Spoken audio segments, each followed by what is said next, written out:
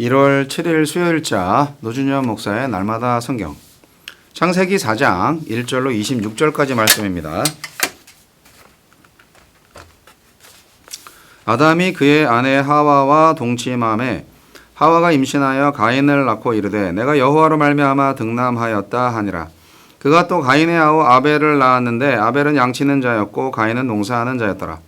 세월이 지난 후에 가인은 땅의 소산으로 제물을 삼아 여호와께 드렸고 아벨은 자기도 양의 첫 새끼와 그 기름으로 드렸더니 여호와께서 아벨과 그의 제물은 받으셨으나 가인과 그의 제물은 받지 아니하신지라.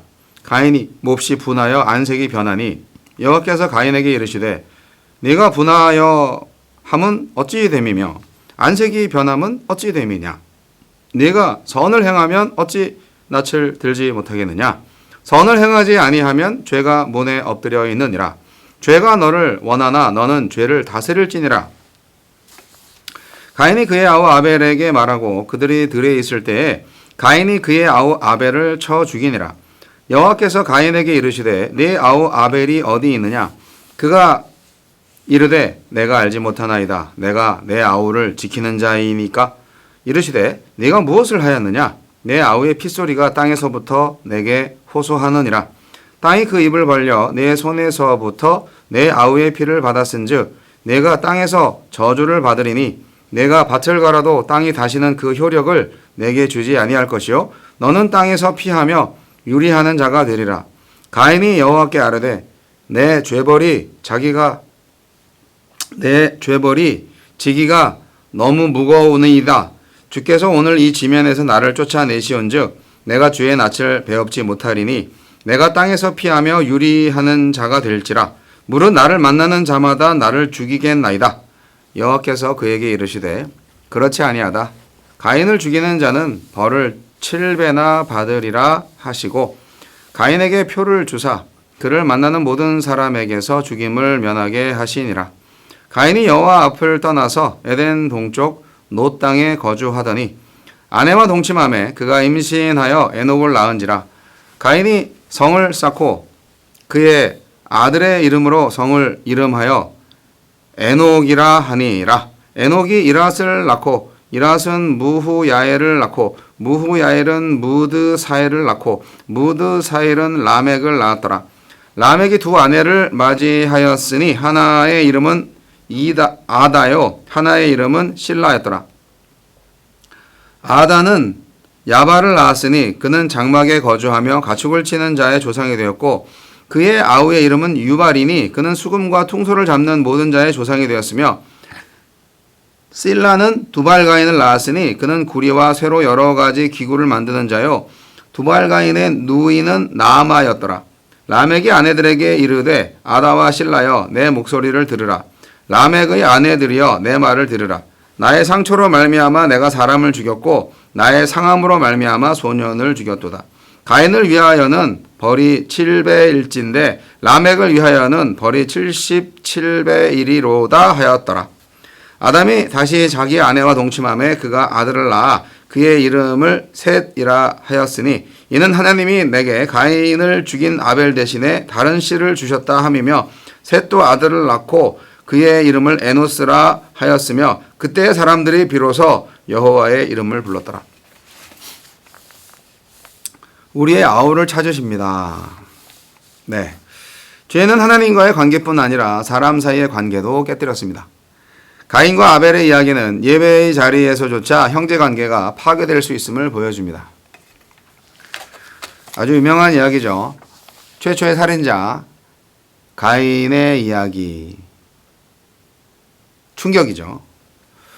가인과 아벨의 제사는 레위기에 나타난 공식적인 제사법이 확립되기 전의 이야기예요. 그래서 이게 정말 제사법이 잘못돼서 이렇게 된 거냐, 뭐 그런 생각은 안 들어요. 물론 제사로서의 그 기본 원리는 동일하겠죠.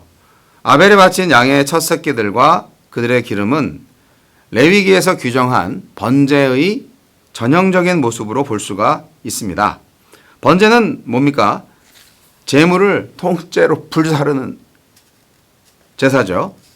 제물을 통째로 불살라 바침으로써 내가 그렇게 헌신하겠다. 하나님께 헌신과 순종을 상징하는 제사법입니다. 가인이 드리는 제사는 뭡니까? 땅의 소산, 곡식을 일부를 드리는 소제에 해당을 합니다. 사실 소제라는 제사도 레위기에 있어서는 정식 제사법으로 만들어졌어요. 소제도 똑같아요. 헌신과 감사를 표현하고요.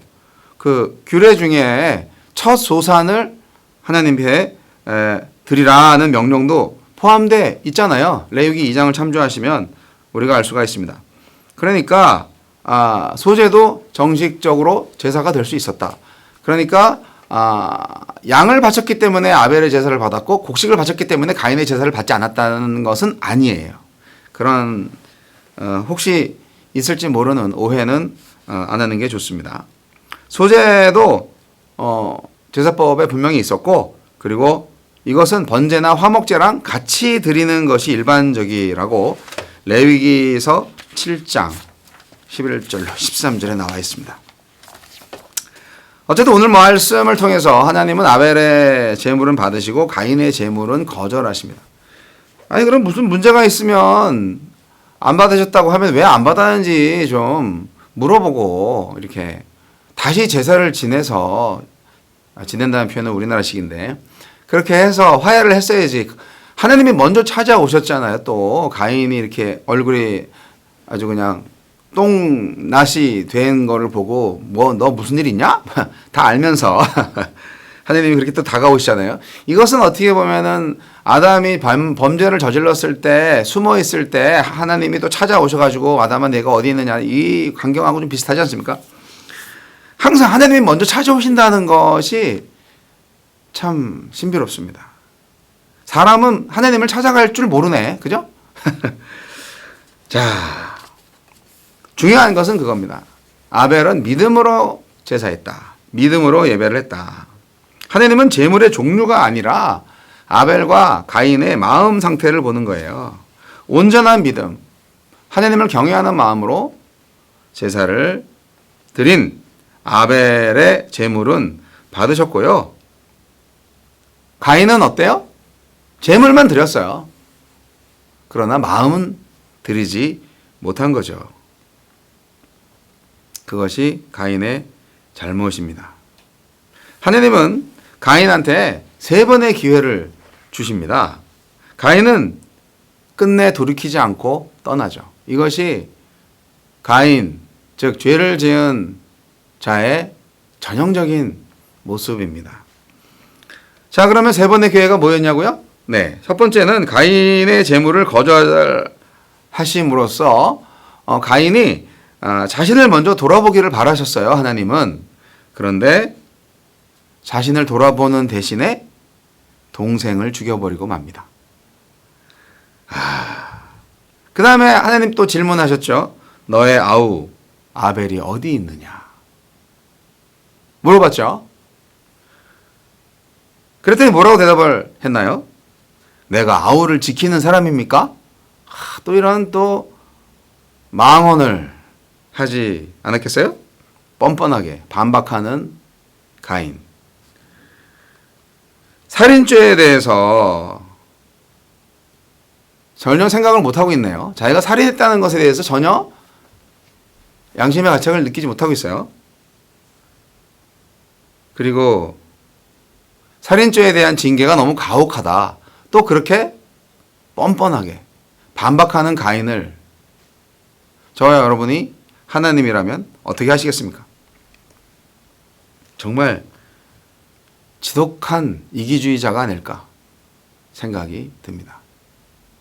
근데 그럼에도 불구하고 하나님은 이 가인을 살려 놓으셨어요. 누군가가 자기 동생을 죽인 자라고 해서 나쁜 놈이다 해서 누가 해칠까 하는 것을 염려하는 가인에게 해치지 않을 수 있는 표식을 주셨습니다. 이런 지독한 이기주의자한테 하나님이 베푸신 은혜는 상당합니다. 야, 동생을 죽였는데 얘도 죽여야 되지 않나? 라는 생각이 들지 않습니까? 그런데 하나님은 살려주세요. 그리고 가인은 그렇게 말하겠죠. 하나님이 나를 쫓아냈다고 그렇게 말하겠죠. 하지만 하나님은 가인을 쫓아낸 적이 없어요. 가인 스스로 떠난 거지.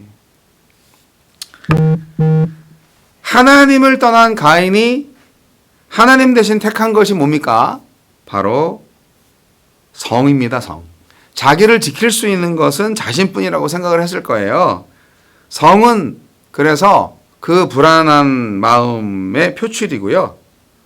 에덴에 대한 반감이고 에덴에 대한 어떤 에덴의 대용품? 뭐 그런 걸로 생각이 듭니다.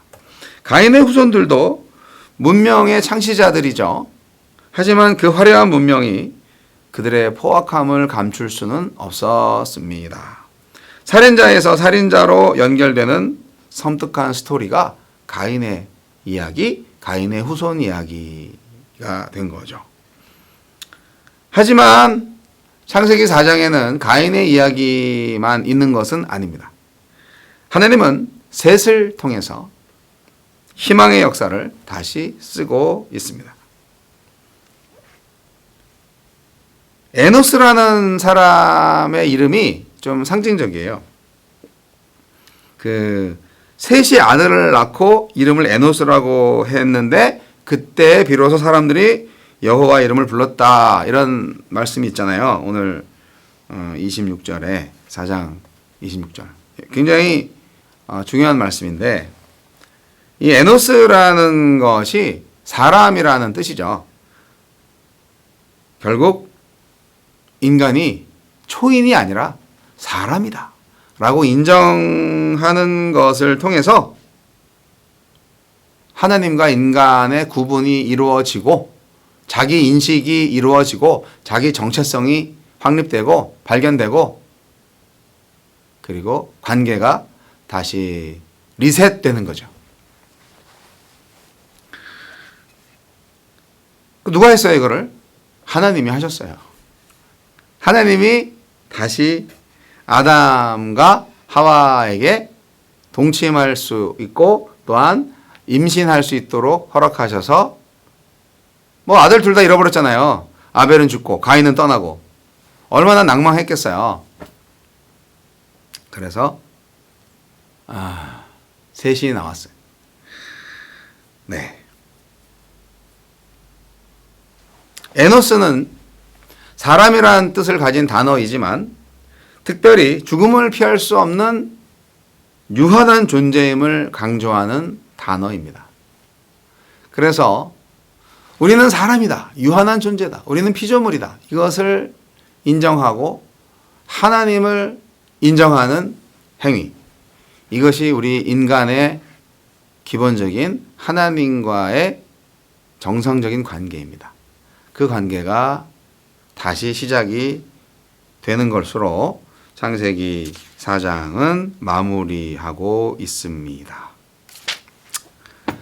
자, 우리도 가인과 같은 죄를 저지를 수 있습니다. 뭐 가인과 같이 아주 어마무시한 흉폭한 어떤 살인죄를 저지를 수 있다는 것이 아니라 얼마든지 하나님 앞에 서서 거짓말할 수 있고 반박할 수 있고 자기를 주장할 수 있습니다. 도대체 뭘 믿고 그러는지 모르겠어요.